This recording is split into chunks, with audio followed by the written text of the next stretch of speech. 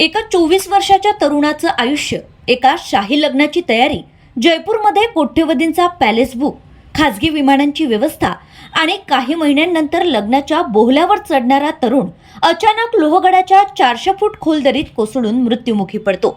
सुरुवातीला सर्वांनाच वाटलं हा एक दुर्दैवी अपघात आहे, पण अवघ्या 5 दिवसात पोलिसांनी जे उघड केलं त्याने महाराष्ट्रच नाही तर संपूर्ण देश हादरलाय. कारण हा अपघात नव्हता, हा होता प्रेम, फसवणूक आणि विश्वासघातातून रचलेला कथित मृत्यूचा थंड डोक्याने आखलेला कट. आणि या कटाच्या केंद्रस्थानी होती त्याची होणारी पत्नी.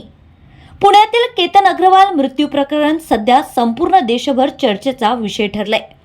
24 वर्षीय तरुण उद्योजक, परदेशातून उच्च शिक्षण घेऊन नुकताच वडिलांच्या बांधकाम व्यवसायात स्थिरावलेला, घरात लग्नाचा आनंद आणि काही महिन्यात आयुष्याची नवी सुरुवात. पण 18 जूनचा दिवस त्याच्या आयुष्यातील शेवटचा दिवस ठरलाय. पोलीस तपासानुसार ज्या व्यक्तीसोबत त्याने आयुष्यभर साथ देण्याची शपथ घेण्याचं स्वप्न पाहिलं होतं, त्याच व्यक्तीने कथितपणे त्याचा मृत्यूचा कट रचला.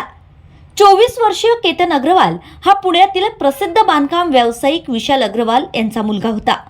परदेशातून शिक्षण पूर्ण करून तो नुकताच व्यवसायात उतरला होता.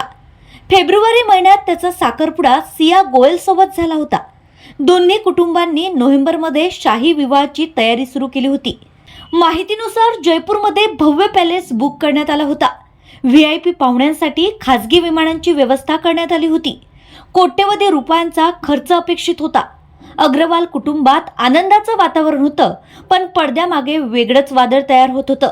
19 जून हा सिया गोयलचा वाढदिवस होता. याचं निमित्त करून 18 जून रोजी लोहगड किल्ल्यावर ट्रेकिंगला जाण्याचा प्लॅन आखण्यात आला. पण एक गोष्ट आता सर्वांच्या लक्षात येते, केतनला तिथे जायचं नव्हतं. तो वारंवार नकार देत होता. मात्र सियाने त्याच्याकडे सतत आग्रह धरल्याचं सांगितलं जातंय. त्यानंतर तिने केतनच्या आईलाही फोन करून त्याला जाण्यास तयार करण्याचा प्रयत्न केल्याचा दावा कुटुंबियांनी केलाय. शेवटी आईच्या सांगण्यावरून केतन तयार झाला होता. 18 जून रोजी सकाळी दोघे घरातून निघाले होते. त्याचवेळी सियाचा कथित प्रियकर चेतन चौधरी आधीच लोहगड परिसरात पोहोचला होता.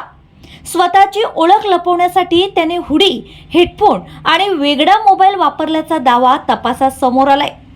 पोलीस तपासानुसार केतनला एका निर्जन ठिकाणी नेण्यात आलं. तिथे फोटो काढण्याचा बहाणा करण्यात आला आणि योग्य संधी साधून त्याला खोल दरीत ढकलण्यात आल्याचा आरोप आहे. केतनच्या डोक्यावर प्रहार करून त्याला ढकलल्याचाही दावा करण्यात येतोय.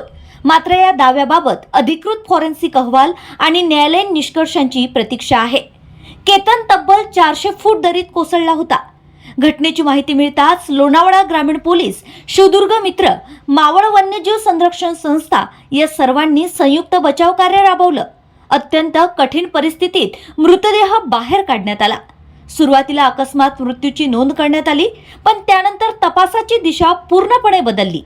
CCTV फुटेज तपासताना पोलिसांना एक संशयास्पद व्यक्ती दिसली. कडक उन्हात सुद्धा जाड हुडी घालून फिरणारा एक तरुण, चेहरा झाकण्याचा प्रयत्न, कानात हेडफोन, अस्वाभाविक हालचाली. याच धाग्यापासून तपासाला मोठं यश मिळालं. पोलिसांनी अनेक पुरावे तपासले, CDR तपासला, IPDR विश्लेषण केलं, मोबाईल लोकेशन पाहिले, CCTV फुटेज तपासले, साक्षीदारांचे जबाब नोंदवले. या सर्वांमधून एक कथित कट समोर आलाय. पोलीस तपासानुसार सिया गोयल आणि चेतन चौधरी यांच्यात मागील वर्षभरापासून प्रेमसंबंध होते. मात्र सियाचं लग्न केतनसोबत ठरलं होतं. तिला हे लग्न नको होतं, म्हणून प्रेमातील अडथळा दूर करण्यासाठी केतनला कायमचं हटवण्याचा कट रचल्याचा आरोप पोलिसांनी केलाय. तपासात आणखी धक्कादायक माहिती समोर आली आहे. जूनच्या सुरुवातीला केतन आणि सिया प्री वेडिंग शूटसाठी इंडोनेशियातील बाली येथे जाणार होते. मात्र मुंबई विमानतळावर पोहोचल्यावर केतनचा पासपोर्ट गायब झाला असल्याचं समोर आलं. त्यानंतर संपूर्ण दौरा रद्द झाला. सियानेच पासपोर्ट लपवल्याचा दावा करण्यात आलाय. माहितीनुसार 14 जूनलाही केतनला लोहगडावर नेण्यात आलं होतं. मात्र त्यावेळी कथित कट पूर्ण होऊ शकला नाही. त्यामुळे दुसरा प्रयत्न 18 जून रोजी करण्यात आल्याचा दावा आहे. केतनचे वडील विशाल अग्रवाल यांनी माध्यमांशी बोलताना सांगितलंय की मुलाच्या मृत्यूनंतर सियाची प्रतिक्रिया त्यांना असामान्य वाटली होती. मात्र त्यावेळी संपूर्ण कुटुंब दुःखात असल्यामुळे त्यांनी त्याकडे दुर्लक्ष केलं. लोणावळा ग्रामीण पोलिसांनी भारतीय न्याय संहितेअंतर्गत खुनाचा आणि कट रचल्याचा गुन्हा दाखल केलाय. दोन्ही आरोपींना अटक करण्यात आली असून पुढील तपास सुरू आहे. न्यायालयीन प्रक्रिया सुरू असल्याने अंतिम सत्य न्यायालयीन निकालानंतरच स्पष्ट होईल. एका बाजूला लग्नाची स्वप्न, दुसऱ्या बाजूला प्रेमाचं गुपित आणि मध्ये अडकलेला एक निष्पाप जीव. ज्या घरात काही महिन्यांनी सनई चौघडे वाजणार होते, त्या घरात आज शांतता आहे. विश्वासाच्या नात्यातील फसवणूक किती भयानक असू शकते याचं हे प्रकरण अस्वस्थ करणारं उदाहरण ठरतंय. मात्र एक गोष्ट लक्षात ठेवणं तितकंच महत्त्वाचं आहे. तपास, आरोप आणि पोलिसांची दावे हे एक अंग आहे. अंतिम निर्णय न्यायालयाचाच असेल.